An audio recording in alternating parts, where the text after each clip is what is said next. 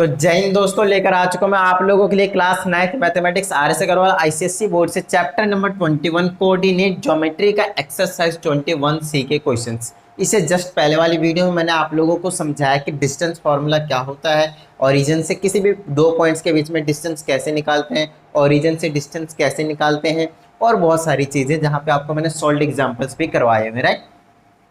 तो अब हम यहाँ पे आ जाते हैं। सबसे पहले आपको मैं चीज़ों को कुछ बता देता हूँ। पहले क्वेश्चन में आपके पास गिवन है find the distance between the points. तो अगर दो पॉइंट्स है ए और बी, कहीं भी हो सकता है ना, पी और क्यू कहीं भी हो सकता है, सी डी ई एफ कहीं पे भी है, और उनके बीच में आपको क्या करना है, डिस्टेंस निकालना है। तो जब भी आपको ए और बी किसी भी दो पॉइंट्स के बीच का जब डिस्टेंस निकालना होता है तो आपको मालूम है फॉर्मूला होता है आपके पास x2 माइनस x1 का होल स्क्वायर प्लस में y2 माइनस y1 का होल स्क्वायर। तो लास्ट वीडियो मैंने आप लोगों को इस फॉर्मूले का डेरिवेशन भी करवा रखा है, तो जिसको देखना हो प्लीज़ लास्ट वीडियो में इसका डेरिवेशन भी बहुत इस तरीके से आप सीख सकते हैं। तो चलिए स्टार्ट करते हैं। ए और बी का बीच का डिस्टेंस निकालते हैं। आपको पता होना चाहिए पहला जो पॉइंट होता है वो x1 और y1 का काम करता है, और जो दूसरा होता है वो x2 और y2 का काम करता है, राइट। यहाँ पे आपको x1 y1 और x2 y2 के अलावा कुछ चाहिए भी नहीं, बस आपको पुट करना है और सॉल्व कर देना है। चलिए, तो अंडर रूट में आ जाएगा x2 के प्लेस पे कितना है 10, बीच में माइनस, x1 की जगह 7 ब्रैकेट बंद स्क्वायर बीच में प्लस, यहाँ आ जाएगा 9 माइनस का 13। बताइए कोई प्रॉब्लम, y2 माइनस y1 का स्क्वायर। आ जाएगा ए बी का डिस्टेंस अंडर रूट में आ जाएगा 10 माइनस 3 कितना हो गया, 10 माइनस 7 3 हो गया, 3 का स्क्वायर बीच में प्लस, 9 माइनस का 13 कितना हो जाएगा माइनस का 4। जी हाँ, और माइनस 4 का स्क्वायर रहेगा। इसको सॉल्व करने का तरीका होता है इसी तरीके से आपको हमेशा सॉल्व करना है। 3 का स्क्वायर 9 बीच में प्लस, माइनस 4 का स्क्वायर करेंगे तो कितना आएगा। अब किसी को लग रहा होगा माइनस 16, तो भूल जाइए, क्योंकि माइनस 4 का स्क्वायर प्लस 16 मिलने वाला है। रीजन इसका सिंपल होता है, स्क्वायर का मतलब होता है दो बार मल्टीप्लाई में लिखा, और मल्टीप्लाई में माइनस से साइन जो होता है वो कैंसिल आउट हो जाते हैं। तो इसके पास प्लस का 16 रहेगा, तो ए बी की वैल्यू जो निकल कर आएगी वो अंडर रूट में 25, और उसका मतलब होता है 5। और क्योंकि यहाँ पे सेंटीमीटर वगैरह कुछ नहीं गिवन होंगे तो आप यूनिट्स लगाकर आगे निकल जाएंगे। बताइए कोई प्रॉब्लम, सिंपल है, डन है। चलिए, तो अभी मैं इसी फॉर्मूले को बार बार यूज करने वाला हूँ, बस पॉइंट्स की नेमिंग चेंज होती चली जाएगी आपके पास।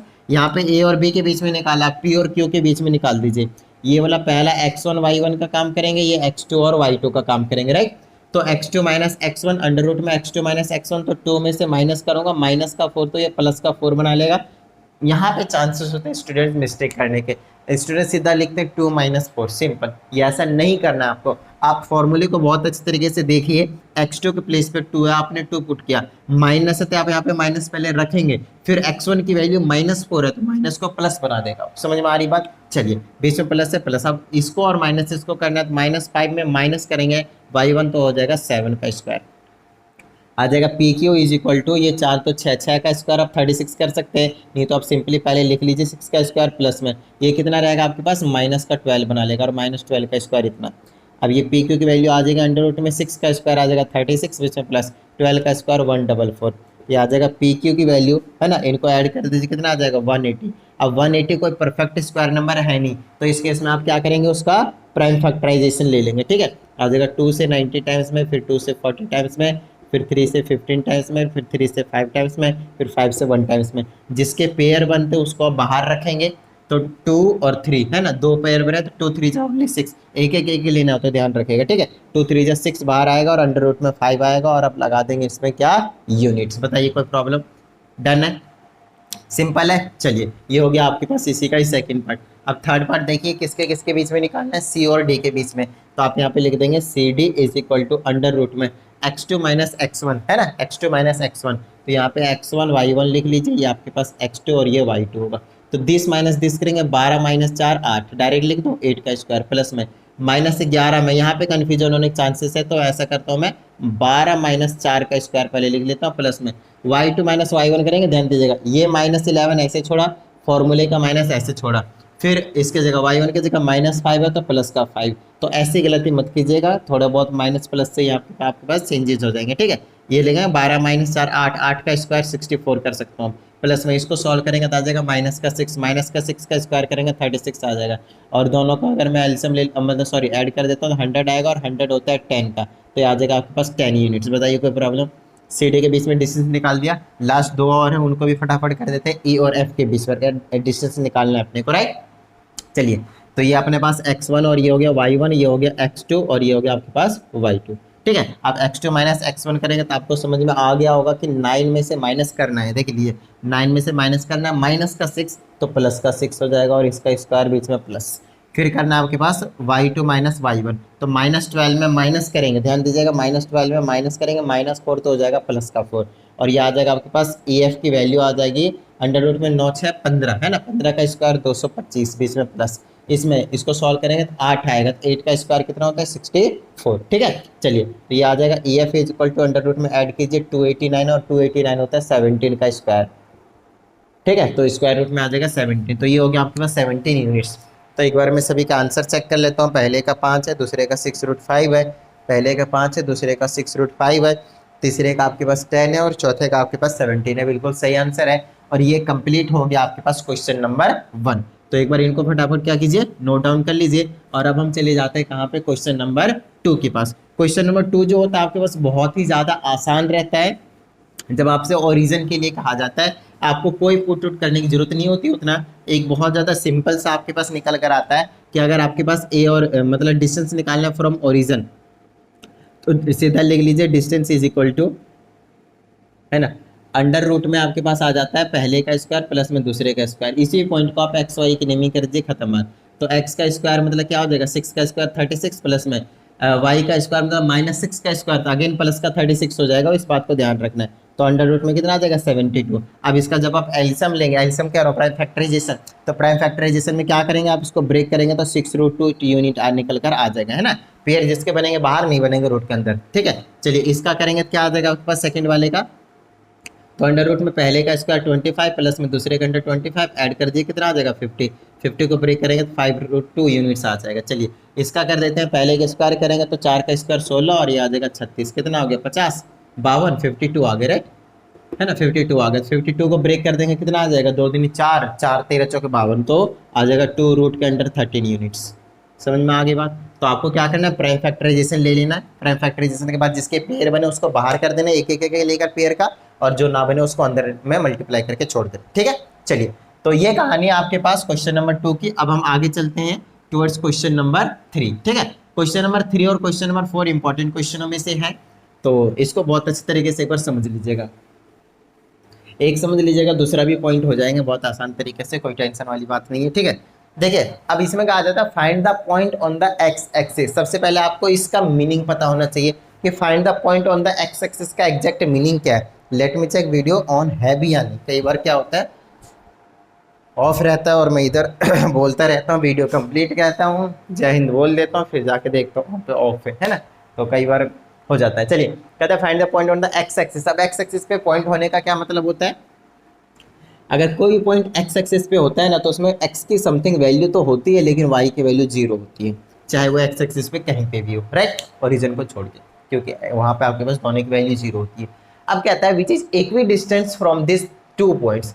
कहता है एक ऐसा पॉइंट बताइए जो कि एक्स एक्सिस पे हो, कहाँ पे हो, एक्स एक्सिस पे हो, और वो जो चीज हो वो इस वाले पॉइंट से और इस वाले पॉइंट से इक्वी डिस्टेंट हो। इक्वी डिस्टेंस का मतलब होता है इक्वल डिस्टेंस पे रहना, मतलब ये जो पॉइंट होगा एक्स एक्सिस पे वो इस वाले पॉइंट से भी, तो 2,-5 कहीं इधर आएगा, एक्स की वैल्यू 2,-5 कहीं आएगा, 2,-5 कहीं आएगा, यहाँ पे आया। ठीक है, दूसरा पॉइंट है -2,9, -2,9 है ना, -2,9 तो काफ़ी ऊपर चला जाएगा, इधर कहीं पे आ जाएगा, तो -2,9 है। तो हमें एक्स एक्सिस पे कहीं यहाँ यहाँ यहाँ यहाँ यहाँ कहीं पे भी एक पॉइंट हो सकता है, तो लेट से मैंने यहाँ पे लाया है, तो इसके बीच का डिस्टेंस और इसके बीच का डिस्टेंस, वैसे मैंने यहाँ पे लिया है तभी तो आपने देखे तो पता नहीं चलेगा, बट फिर भी ये पॉइंट कहीं पे भी हो सकता है, इधर इधर इधर इधर एक्स एक्सिस पे कहीं भी हो सकता है ये पॉइंट, राइट।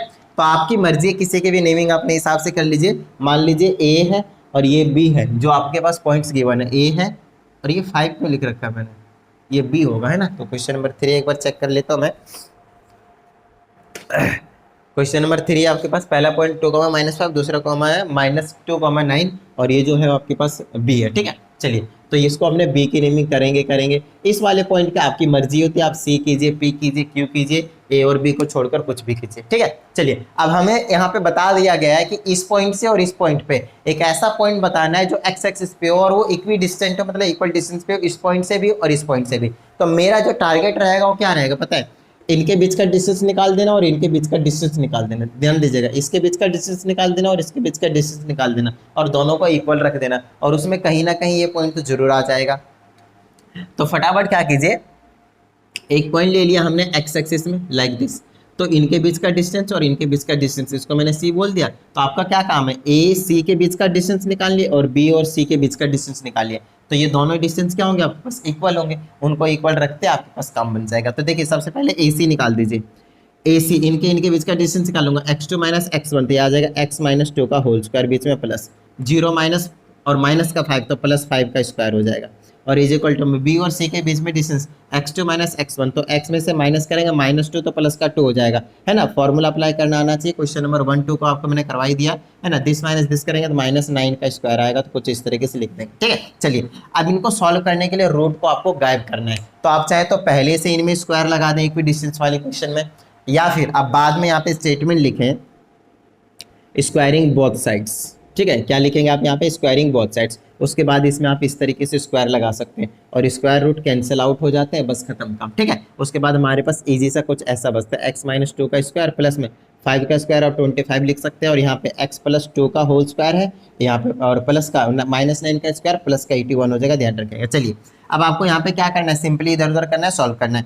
ये है आपके पास a माइनस बी का होल स्क्वायर का फॉर्मूला, बिल्कुल छोटा सा है ना, एक्सपेंशन वाले में बता रखा है। तो a का स्क्वायर बीच में प्लस b का स्क्वायर, हाँ कई बच्चे सोचेंगे यहाँ में माइनस आएगा, नहीं बालक नहीं, तो एक्स स्क्वायर प्लस में बी स्क्वायर मतलब 2 का स्क्वायर 4, और माइनस का 2ab करेंगे तो 2ab मल्टीप्लाई कर दीजिए तो 4x आ जाएगा, और यहाँ जगह प्लस का 25 इज इक्वल टू, यहाँ पे भी सेम कहानी है, a स्क्वायर प्लस में बी स्क्वायर, इसमें प्लस 2ab है प्लस का 4x आएगा और प्लस का 81। चलिए एक्स स्क्वायर से एक्स स्क्वायर आपके पास उड़ जाएगा, एक्स वाली टर्म को क्या कीजिए एक साइड कीजिए और सारे कॉन्स्टेंट नंबर वाली टर्म को एक साइड कीजिए।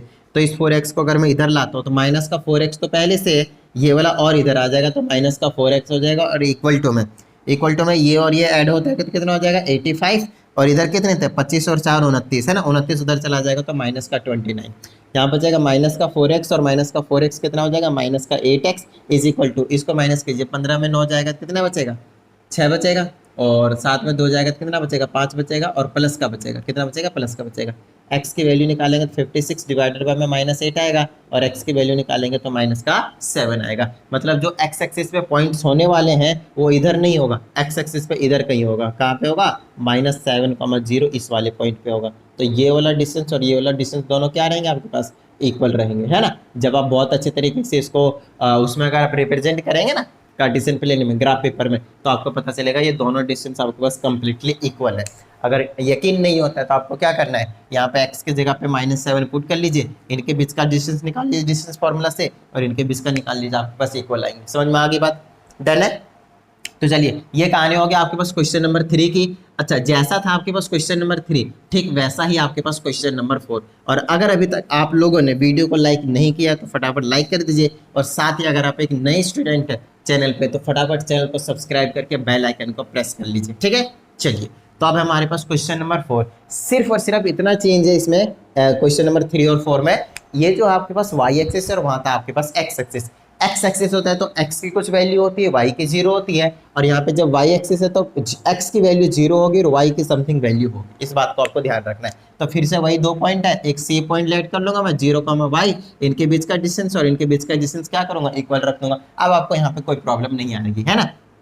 चलिए तो इनके और इनके बीच का अगर मैं डिस्टेंस निकालता हूँ तो आपको यहाँ पे पता चलेगा क्या होगा। देखिए ए और सी के बीच का डिस्टेंस निकालता हूँ, ए सी और बी सी को मैं इक्वल रखूंगा ऑफकोर्स, है ना, ए सी और बी सी को। चलिए तो पहले मैं ए सी की डिस्टेंस निकालता हूँ, इससे इसको दिस माइनस दिस करेंगे तो आ जाएगा अंडर रूट में 0 माइनस -3 तो प्लस का 3, तो 3 का ही स्क्वायर हो जाएगा आपके पास, बीच में प्लस y -2 का होल स्क्वायर हो जाएगा, और इक्वल टू में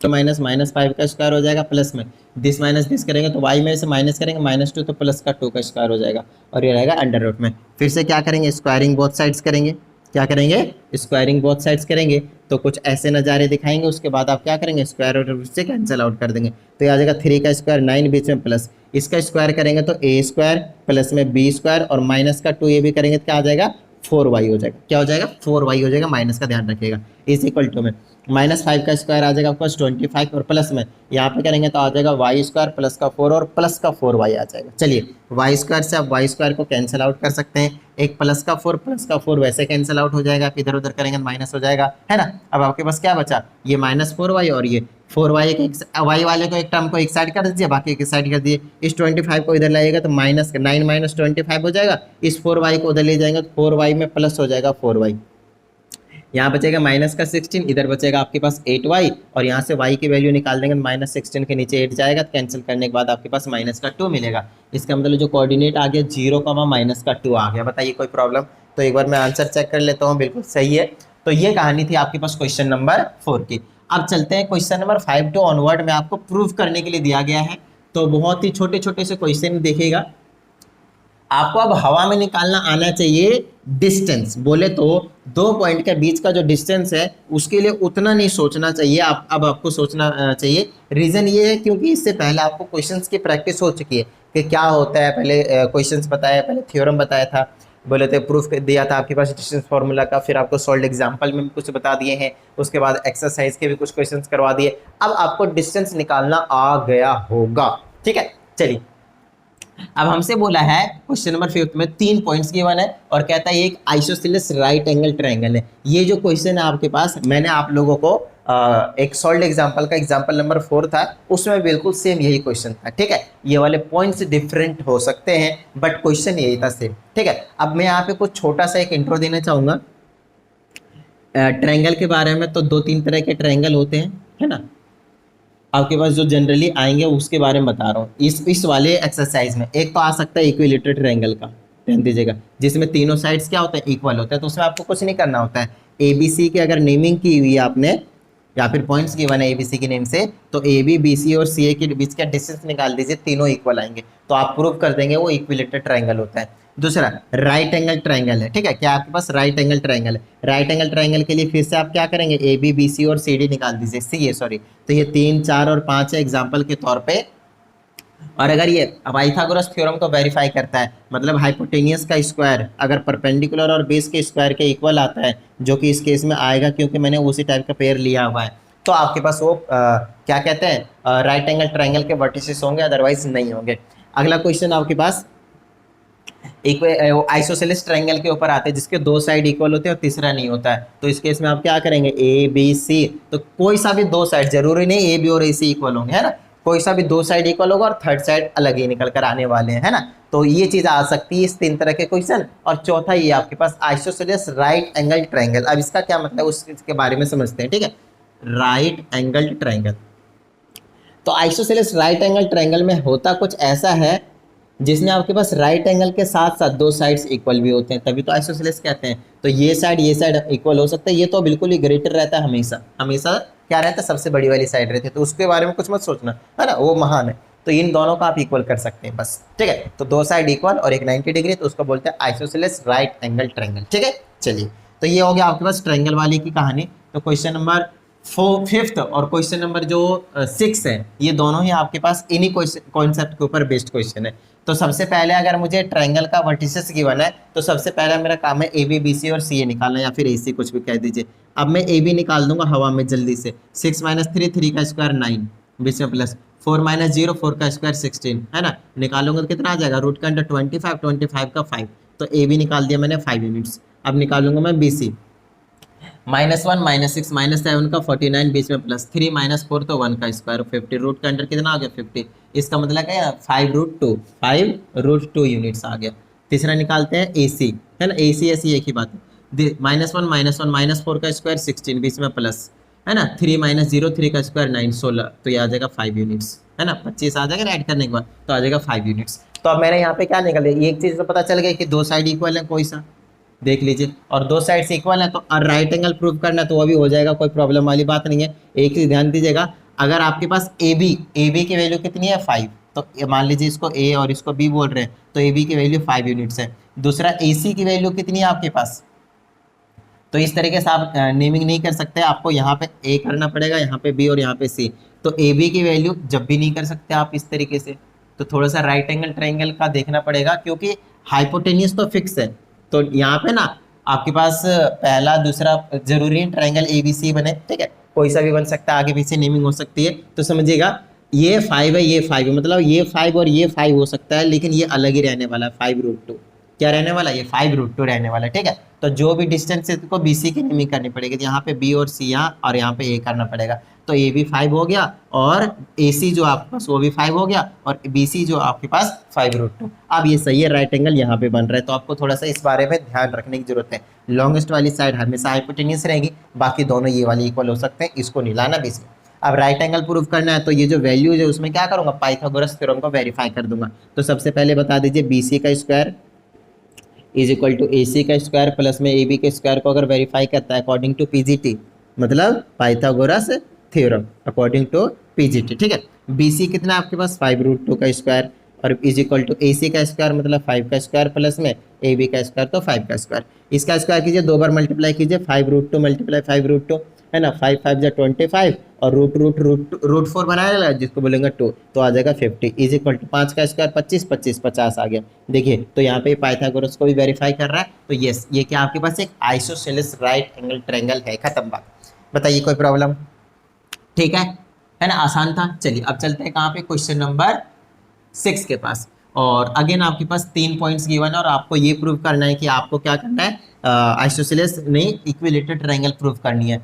तो यहाँ पे कई बार बच्चों को प्रॉब्लम वैसे नॉर्मली नहीं आते, यहाँ पे प्रॉब्लम आते जब रूट वाली वैल्यू आ जाती है। तो घबराना नहीं है, समझिए।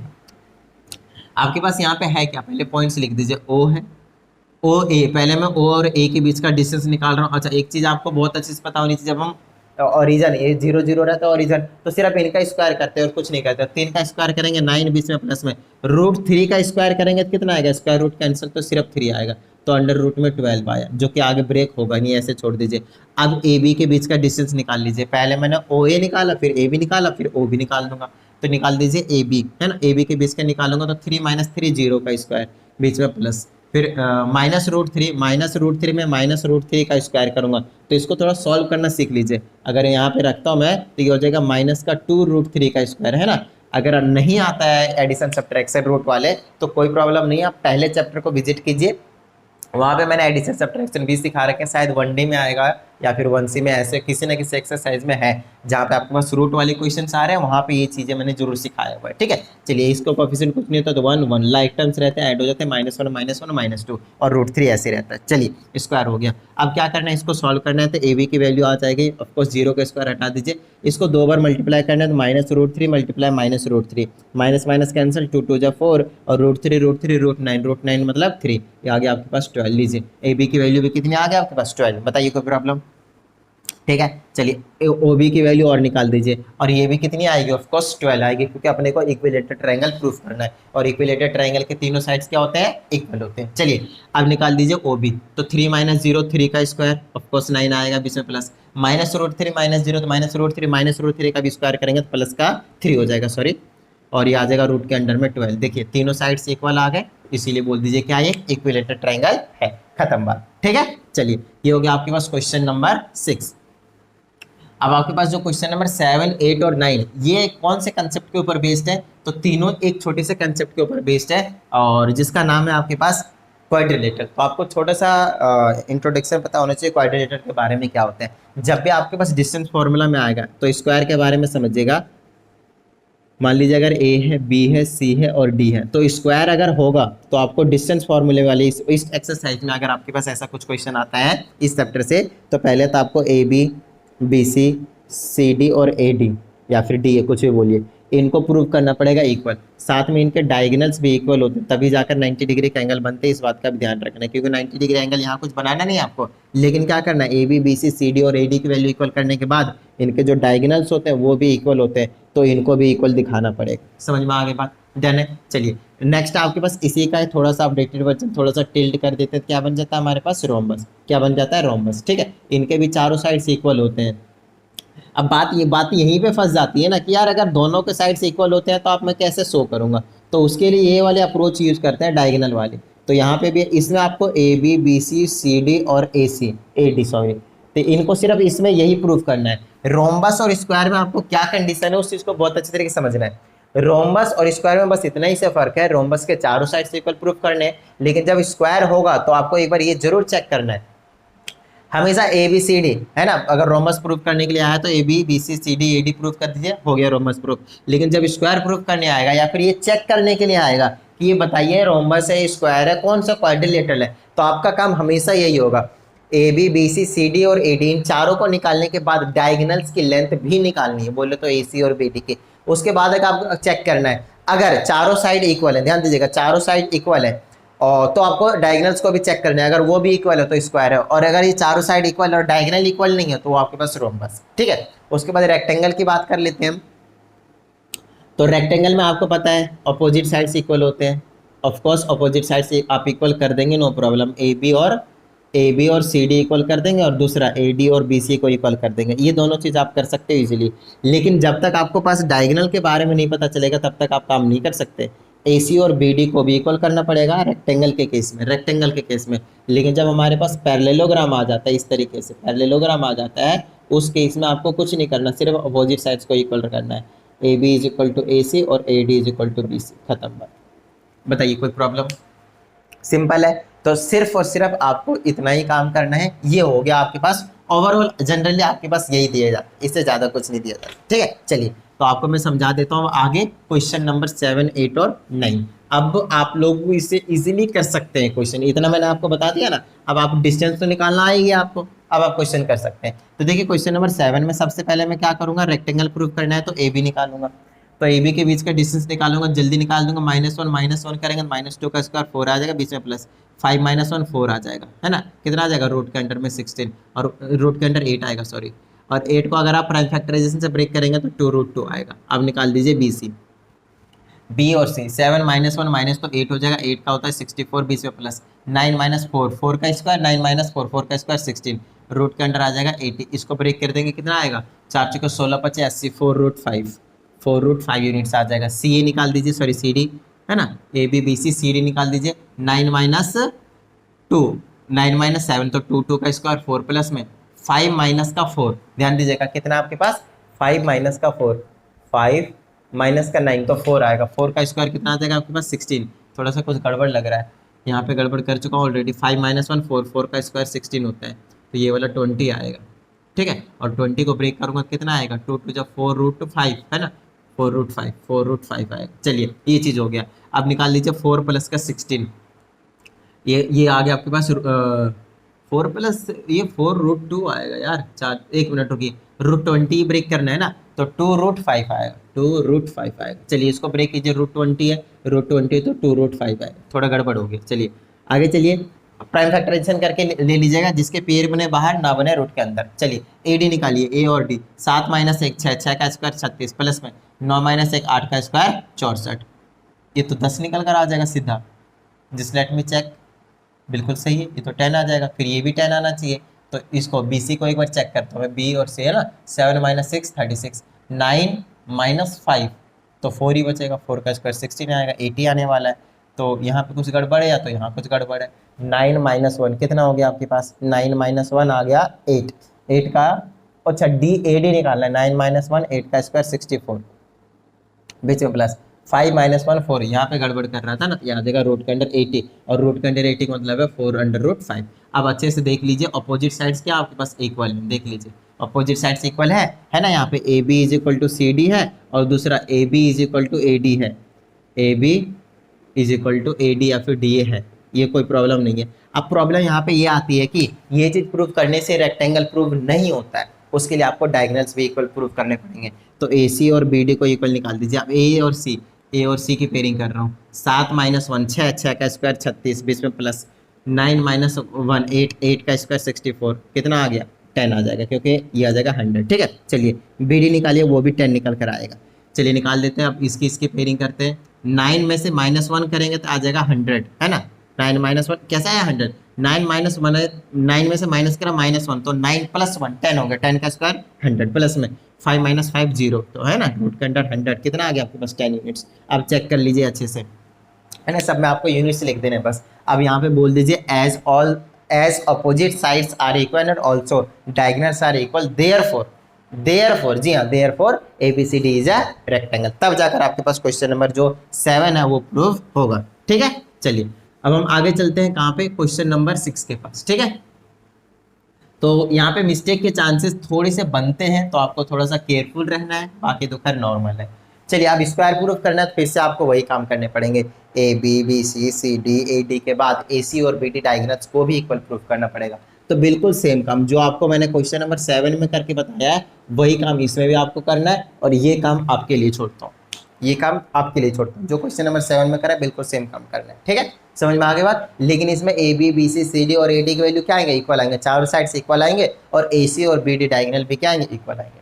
चलिए, इसमें अपने को रोम्बस प्रूव करना है, तो ये भी मेरे लिए मुझे नहीं लगता मुझे करवाने की जरूरत पड़ेगी, अब आप लोगों से हो जाएगा, क्योंकि इसमें क्या करना है, सिर्फ चारों साइड को इक्वल बताना है, A B B C C D A D, distance निकालते जाइए, काम बनता जाएगा आपके पास, ठीक है। तो ये दोनों क्वेश्चन आप लोगों के लिए छोड़ देता हूँ, बहुत अच्छे तरीके से प्रैक्टिस करते रहनी है। वीडियो को लाइक कर दीजिए, नए स्टूडेंट हो चैनल को सब्सक्राइब करके बेल आइकन प्रेस कर लीजिए, और साथ ही प्रैक्टिस करते रहिए, ऑफ कोर्स वो बहुत ही ज़्यादा जरूरी होता है। टीचर चाहे कितना भी पढ़ा दे, जब तक आप सेल्फ स्टडी नहीं करेंगे, चीज़ों को खुद से समझने की कोशिश नहीं करेंगे, आपके माइंड में, आपके मेमोरी में स्टोर नहीं रहेगा ज़्यादा दिन तक, ठीक है। तो अच्छे से खुद से प्रैक्टिस कीजिए।